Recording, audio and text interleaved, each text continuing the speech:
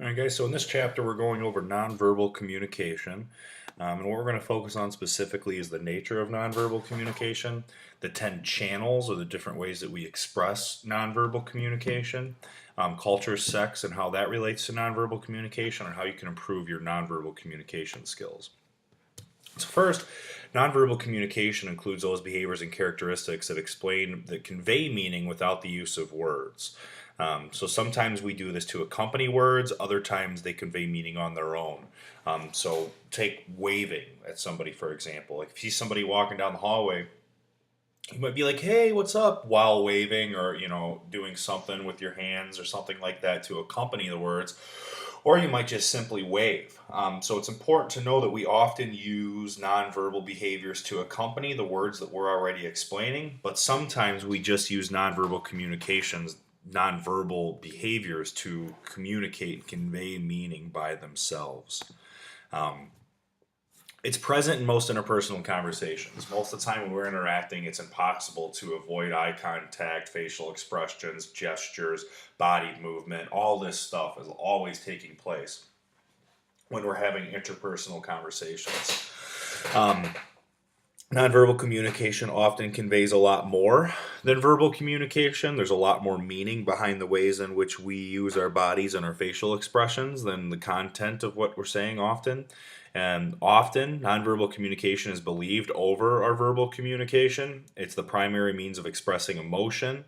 The ways that we express emotions through our body language and through the ways in which the facial expressions that we make, and then it communicates about communication. Basically, we use nonverbals to kind of encapsulate and capture at a deeper meaning what it is that we're trying to communicate. It serves several functions. We use it to manage conversations. So we use, for example, if you avoid making eye contact with somebody, that's basically letting them know I'm done having this conversation. I don't want to talk anymore. We use our hands and our gestures and our body language to kind of control whose turn it is to talk and whose turn it is to listen. Again, we use nonverbal communication to express our emotions. We use it to maintain relationships. We form impressions and give off impressions through the nonverbals that we use. We use it to influence others, and often we can use it to conceal information. We can hide stuff by the ways in which that we communicate non-verbally. So let's get into the 10 channels. The first one is facial expression. Facial displays are particularly important in three areas: identity, basically how are we displaying to others who we are; attractiveness, how do we evaluate based on symmetry and proportionality how attractive we find somebody? And again, facial expressions are where all of our emotional expressions lie. It's through the ways that we use our face that we truly emote and communicate emotion. So facial expressions is the first one. And then we have eye behaviors, and these are a second nonverbal channel. So again, the amount of eye contact that we maintain or choose to maintain or not maintain with somebody, pupil size, these things all come into play as eye behaviors as considered a second channel of nonverbal communication. Kinesthetics, this is the study of movement, and gestualization is one step further. This is the study of gestures.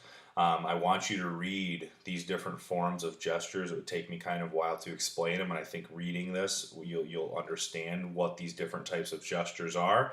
But kinesthetics, this is the study of movement, how we use our body, how we move physically, and how we use gestures to interact as gesticulation.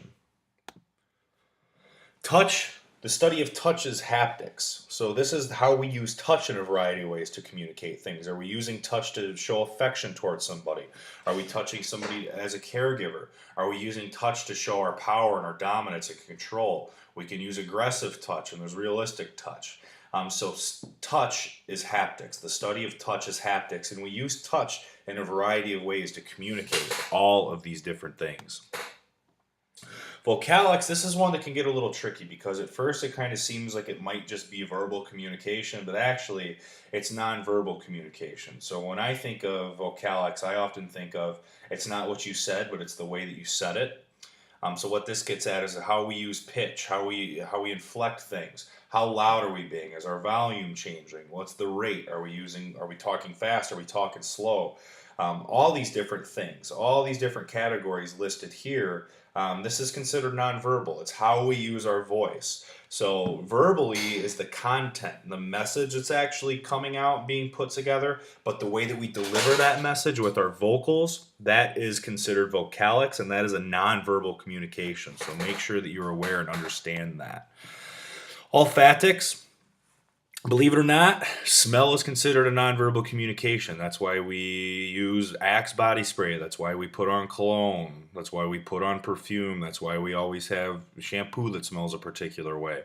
We're drawn to people with dissimilar scents. So often we are drawn to and attracted to people that have a smell that we're not familiar with, that we're attracted to. So just know olfactics, the study of smell, and we do use smell purposefully in a lot of ways to communicate things. Proxemics, this is how we use space to communicate. So this is how we determine if it's appropriate to hug or not. If you walk into a room, where are you going to sit? Who are you going to be around? Depending on how well you know a person, how close and affectionate are you allowed to get to them? And these are the different distances. Intimate distance is 0 to 1.5 feet. Personal distance is 1.5 to 4 feet. Social distance is 4 to 12. And public distance is 12 plus. So this changes depending on the context we're in, depending on the environment that we're in. There's different rules about how close you're allowed to be to people, how far away you're supposed to be, and then how you can interact and how can you hug, can you give a high five, can you do all these kinds of things. We use space to communicate, and that's called proxemics. We also have physical appearance. This sends messages, whether intentionally or unintentionally. So sometimes there's this thing called the halo effect. This is where we attribute positive qualities to attractive people. The pressure to be attractive can lead to or worsen eating disorders, is something that we found related to physical appearances. But basically, our physical appearance sends messages. How we dress, how we present ourselves, how we come across to other people is another form of nonverbal communication. Chronemics is the way we use time to communicate messages about value and messages about power. And there's two orientations towards time. There's polychronic and monochronic. Polychronic doesn't really stick to a tight schedule, whereas monochronic does. Monochronic is like in the United States, where if a meeting starts at 10 o'clock, that meeting's going to start at 10 o'clock regardless of who's here. Polychronic cultures would be more like, well, there's somebody that's really important that needs to come to this meeting and they're running 15 minutes late, so we're going to hold off on that meeting. So again, the way we use time to communicate says a lot about our value and our power. Those in high power situations don't have to necessarily be on time all the time. They can be late. Those with lower power typically have to be on time and show up when they're expected to be. Artifacts. These are the objects that we use to kind of express our identity and who we are. This is like the jewelry we wear, the clothes that we wear, the way that we style our hair, all the things that we kind of bring with us to the table, put on our bodies to kind of express and show the physical features that reflect who we are. So how does this relate to culture and sex?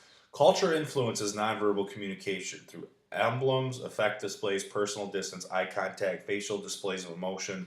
All these things that we just went over, they're all constructed and created within cultural context. Things have different meanings depending on what culture you're in. So the ways in which you use nonverbal communication and nonverbal expression, so on and so forth, they're going to vary depending on the culture that you're situated in. There's greeting behaviors that are different. We've talked about this a couple times. Where in Spain, it's pretty common for people to kiss each other on the cheek. United States, a handshake is usually more normal. And if you think about that, I mean, that's body movement, that's proxemics, that's a lot of different things right there. Time orientations are different amongst cultures. Touch and what's considered appropriate for touch varies in cultures, and vocalics, the ways that we're kind of expected to use our voice or what the rules are with how we use our voice, vary in a variety of cultures. Sex influences nonverbal communication. It's going to influence our emotional expressiveness, our eye contact, our personal space, our vocalics, our touch, our appearance. Sex influences who we're attracted to, who's attracted to us, so on and so forth. That plays a huge role in how we use nonverbal communication and the choices we make. So how can you improve your nonverbal communication skills? Be sensitive to nonverbal messages. Pick up on them, be aware of them, and decipher the meaning of nonverbal messages. Pay attention to the messages people are using nonverbally. Pay attention to facial expressions. Pay attention to all these things that we just went over. Being aware of them is going to make you much, much better at deciphering the meaning associated with them. And express them. All right. Be around people. Spend time with people that are expressive, and participate in games that exercise your nonverbal expressive skills. Meaning, reflect on, think about the things that you've done non-verbally, and think about how those may have played a role in sending the message that you were trying to send, and if you were successful or not.